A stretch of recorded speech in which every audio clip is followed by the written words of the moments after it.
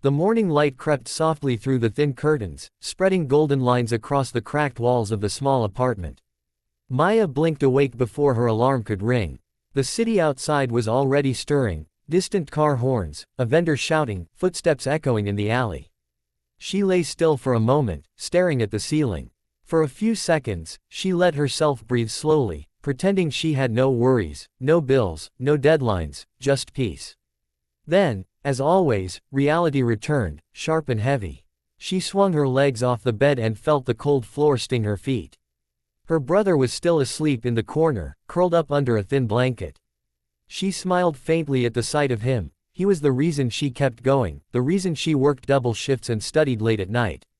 She moved quietly, careful not to wake him. The kettle hissed softly on the stove, and she poured the last bit of tea leaves into boiling water, hoping it would taste stronger than it looked. Breakfast was a piece of bread, split in two. She placed the larger half beside her brother's pillow and whispered, "You'll eat when you wake up, okay?" Standing before the mirror, she straightened her uniform. It was clean but faded, the fabric thin at the elbows. She brushed her hair into a neat ponytail and forced herself to smile. It wasn't real, not yet, but she had practiced it so many times it almost looked natural. "You'll be fine," she murmured to her reflection, like a mantra. She didn't believe it entirely, but the words helped. She grabbed her small bag, locked the door, and stepped into the cool morning air. The bus stop was crowded, as always. People huddled together, some half asleep, others glued to their phones. Maya stood near the edge, hugging her bag close. The bus arrived in a burst of smoke and noise. She squeezed in, found a seat by the window, and rested her head against the glass. The city moved past her in blurs of color and sound, street vendors setting up stalls, children running in uniforms, stray dogs searching for scraps. Life everywhere, fast and restless. She watched a mother holding her daughter's hand as they crossed the street. The little girl skipped, carefree, her laughter echoing faintly through the glass. Maya's chest tightened with a strange ache, nostalgia mixed with longing. Her own childhood had ended too soon, somewhere between her mother's hospital stays and her father's debts. She closed her eyes and let her thoughts drift. The bus jolted over a bump, snapping her back to the present. She adjusted her uniform again, straightened her shoulders, and smiled faintly at her reflection in the window. It had become her armor. At the cafe, the air smelled of roasted coffee and fresh bread. She tied on her apron and greeted everyone with practiced warmth. "Morning, Reena. Need help with the counter?" "Good morning, Mr. Patel. How's the knee today?" Each smile she gave away felt like a small light she lit for someone else, even as her own burned low. Customers liked her. They said she had a cheerful energy, that her kindness made their day brighter. They didn't see the exhaustion behind her eyes or the hunger that sometimes made her dizzy by noon. When the rush began, she moved quickly, balancing trays, taking orders, wiping tables. Her hands were steady, her words gentle. A man spilled his coffee, and she rushed to help him, apologizing even though it wasn't her fault. "It's all right, sir. Happens to all of us," she said with a grin. He smiled back, grateful. That, she realized, was her quiet reward, turning small inconveniences into shared humanity. Around midday, she leaned briefly against the counter, her legs aching. Her stomach growled, but she ignored it.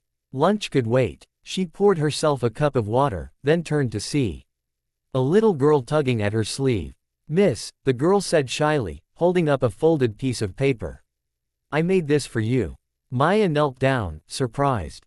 The paper unfolded into a bright, uneven flower drawn in crayon. "You smile like my mom used to," the girl said softly before running back to her table. Maya stared at the drawing, feeling her throat tighten.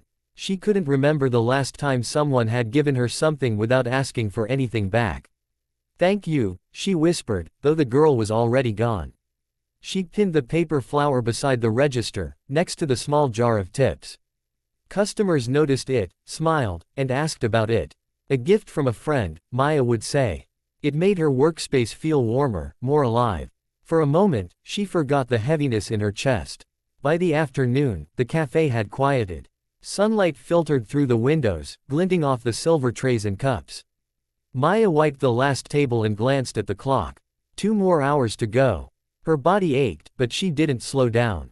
Every extra shift meant a little more for rent, a little more for her brother's school fees. She told herself that if she worked hard enough, maybe someday things would ease. Maybe she'd finish her business course. Maybe she'd open her own small cafe, one where kindness was the house special. As she was restocking sugar jars, Rena came over, smiling. "You're always so positive, Maya. I don't know how you do it." Maya laughed softly. "There's always something to be grateful for," she said. But her voice trembled slightly, and she hoped Rena wouldn't notice. Gratitude. The next morning, the air was thick with humidity, and the city sky hung low, promising rain. Maya woke up before dawn, her body aching from another restless night. The alarm hadn't even gone off yet, but she couldn't sleep any longer. The landlord's message from the day before still burned in her mind: rent due tomorrow. No delays this time. She had counted her savings twice, then a third time, hoping the numbers would change. They hadn't. Her brother stirred on the mattress beside her, mumbling something in his sleep. She smiled faintly and brushed the hair from his forehead.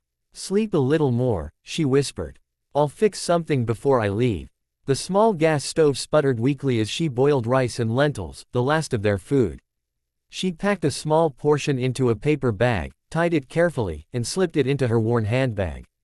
That would be her lunch. As she stepped outside, the air was cool, and the street smelled of wet earth. She pulled her jacket tight and hurried toward the bus stop. The first drops of rain began to fall, light and scattered. Her shoes soaked quickly, but she didn't stop. Halfway down the road, she noticed an elderly woman standing on the corner, clutching a heavy bag, trying to cross the busy street. The traffic lights blinked red, then green, but no one slowed down. Without thinking, Maya ran forward, shielding the woman with her umbrella, and guided her carefully across the road. When they reached the other side, the woman looked up at her with soft, wrinkled eyes and said, "You have a kind face, dear. The world needs more like you." Her voice was thin but warm, and it pierced through Maya's exhaustion like sunlight breaking clouds. Maya felt her throat tighten. "Thank you," she said quietly. "Please be careful." By the time she reached the cafe, the drizzle had turned into steady rain. Her clothes were damp, her hair stuck to her forehead, but she tied her apron and began her shift without complaint. The smell of coffee and pastries filled the air, wrapping around her like a gentle embrace. Customers filed in, shaking off umbrellas, asking for their morning caffeine fixes. Maya's hands moved. Automatically: pour, serve, smile, repeat. An hour into her shift, the manager called her to the back office. Her stomach dropped. She had never been summoned before. She thought of the rent, of mistakes she might have made, of losing the one job she couldn't afford to lose. When she entered, her boss was standing near the desk, holding a small brown envelope. "Maya," he said, his tone softer than usual. "Someone left this for you." She blinked in surprise. "For me?" He nodded. "A customer. Didn't leave a name, just this." She hesitated before taking it. Her fingers trembled as she opened the flap. Inside were several folded bills and a short handwritten note on cafe stationery. The handwriting was neat, deliberate. "You don't know me, but I see you here every day. You always greet everyone with kindness, even when you think no one notices. Last year, I lost my wife. For months, mornings felt unbearable. Then I started coming here, and your smile reminded me of her warmth. It gave me a reason to get up again. Please accept this small gift. The world is better because you're in it." Maya read the note twice, her eyes blurring. Her heart thudded painfully in her chest.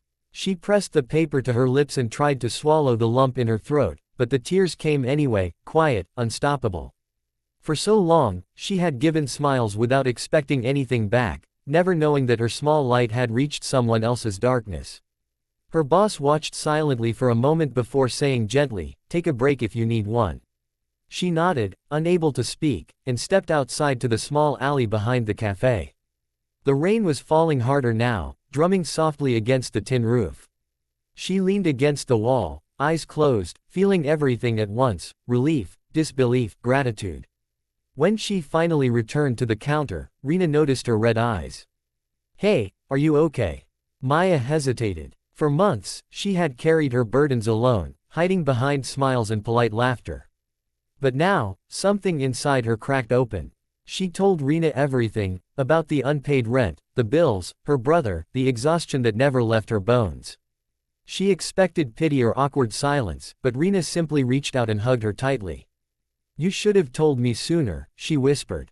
"You don't have to go through this alone." That small act of kindness broke the dam completely. Maya cried into her friend's shoulder, her tears finally unguarded. And when she stopped, she felt lighter, as though part of her pain had washed away with the rain outside. The rest of the day passed in a gentle blur. Every customer she served seemed a little kinder, their smiles softer. She no longer forced her own. When she looked at people, she really saw them, each carrying something invisible, just as she had. As the sun dipped low, painting the wet streets gold, Maya finished her shift and walked home. The envelope with the money and the letter was safe in her pocket, pressed close to her heart.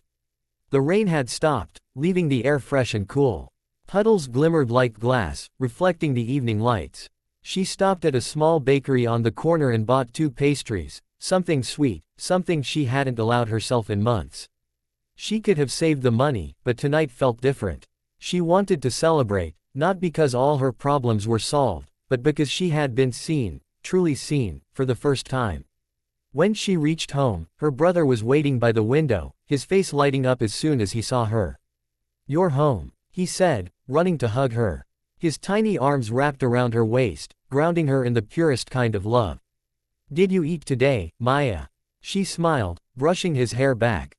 "Yes," she lied gently, watching him devour his pastry with wide, joyful eyes. The lie didn't matter. His happiness was enough to fill the room. Later that night, when the city grew quiet and her brother was asleep, Maya sat by the window, the envelope in her lap. The note lay unfolded, edges damp from her earlier tears. She read it once more, tracing each word slowly, as if committing it to her heart. She realized that even the smallest kindness could ripple far beyond its source. All those mornings she had smiled despite her pain. Every good morning, every kind word, had built a bridge to someone else's healing. For the first time in years, she didn't feel invisible. She didn't feel broken. She felt grateful. The moonlight spilled into the room, soft and silver. Maya leaned back, closed her eyes, and let her lips curve into a quiet, genuine smile, not the practiced one she wore for the world, but the one that came from a deep, peaceful place within. Behind every smile, she knew, there were struggles no one could see, but there was also strength, and sometimes, if you were lucky, gratitude that found its way back to you.